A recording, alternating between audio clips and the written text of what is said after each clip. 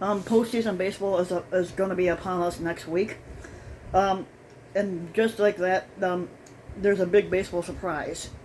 They arrived like the unwanted 11th player to a pickup game. Hair unkempt, ill-fitting shorts, unfashioned headband, not necessarily knowing how they all fucking got there.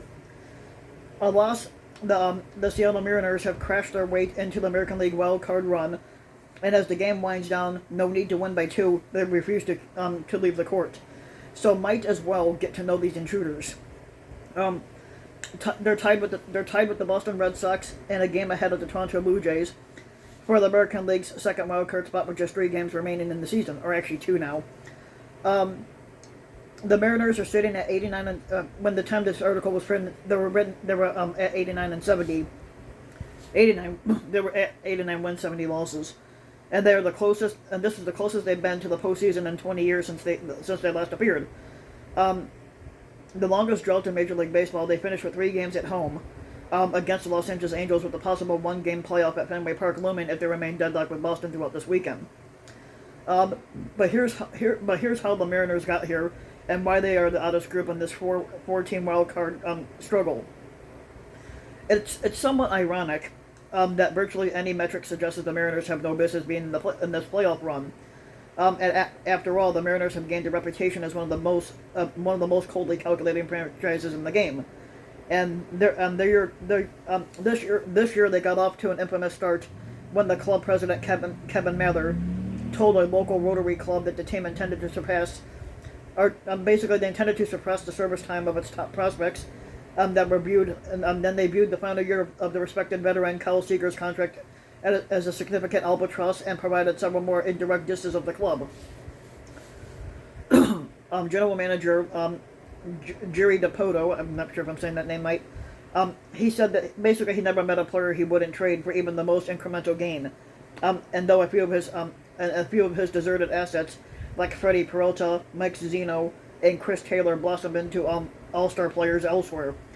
And Dipoto inspired a near mutiny in the clubhouse when he dealt closer Kendall Graveman, to Houston at the trade deadline. Basically imperiling their surprise run into contention. But Dipoto pivoted for a relief replacement. He wanted the Rays' Diego Castillo, and cooler heads prevailed. While Mather resigned after his troublesome comments, Dipoto ultimately received a 3-year contract extension and promotion to a president of baseball operations as the Mariners kept on winning, even when all the metrics suggested that they shouldn't. Um, um, Opponents have outscored the Mariners 735 to 687, and their minus 48 run differential gives them an expected record of 75 and 84. They are next to last in the American League in team OPS 688, 11th in runs scored, and they have been no hit twice this season. The 4.30 ERA ranks 9th in the American League, and they are 12th in strikeouts per 9 innings.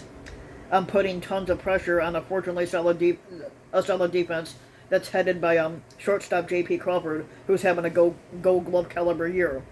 But the numbers don't fucking lie. So enter the run differential into this. That's a phrase that the manager Scott Service coined back in August to explain away his team punching away above its weight. No one's sure exactly what the Mariners have going on behind the closed doors, but there could be no better metric for this team. It is, after all, immeasurable. The Mariners last had a winning record in 2018 when they also had won 89 games back then.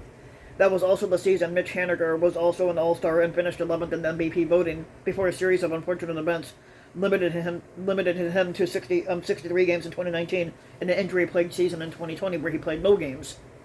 It surely is no coincidence the Mariners' resurgence is tied to Haniger. Haniger has blasted a career-high 38 home runs this year, many of the highly timely variety that can make the difference for a team as algorithmically challenged as the Mariners. He has 4 multi-homer games this year and leads the major leagues at 43 RBIs in the 7th inning or later. It is a wonderful comeback story, and also could serve as a coda of sorts for this time in Seattle. And last year's Rookie of the Year, Kyle Lewis, and top prospects Jared Kelenic and Julio Rodriguez are poised to hold down the outfield for the next several years, and Dipoto's trigger finger is never not itchy. and with Haniger eligible for free agency after 2022, he's likely on the back end of his Mariners stint. A taste of playoff baseball would be just a reward. Like Haniger, um, um, 2020 was utterly forgettable for Paul Sewald.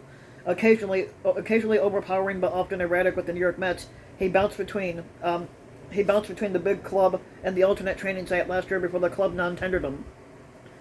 He has been an entirely different pitcher in Seattle, but Sewald 31 is punching out 14 batters per 9 innings and carrying a 101, carrying a 1.001 WHIP through 62 very highly leverage innings for the Mariners.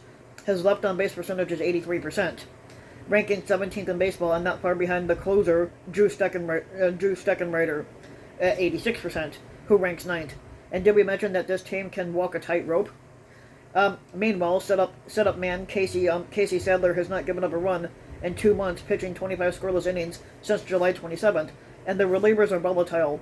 There's little guarantee that this group will repeat the same feat back in 2022, but this convergence of career years has enabled the Mariners to work significant late inning magic.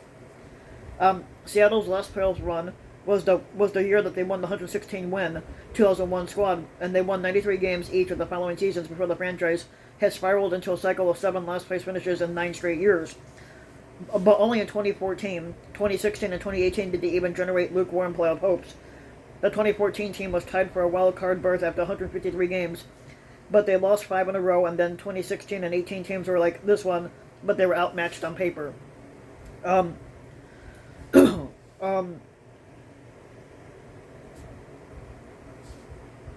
But with the 3 games remaining, now there's 2 games remaining because you got Saturday today and then tomorrow's the end of it. But with 3 games remaining, there has been no September fade for these Mariners, and what's more, they will finish with the Angels team that's below 500 and likely to bubble wrap Shohei Ohtani's right arm this weekend. Surely TV and league executives are salivating over a Red Sox Yankees wildcard game, which would yield a ratings bonanza and guarantee one of those popular teams would continue deeper into October, but the Mariners could spoil that scenario. They've proven difficult to eradicate, even if the numbers say that they should be long gone. And the last time, like I said, that the Mariners were in the playoffs was in 2001, when Ichiro Suzuki made the team, and was with the team as a rookie. So this would be a big comeuppance for them.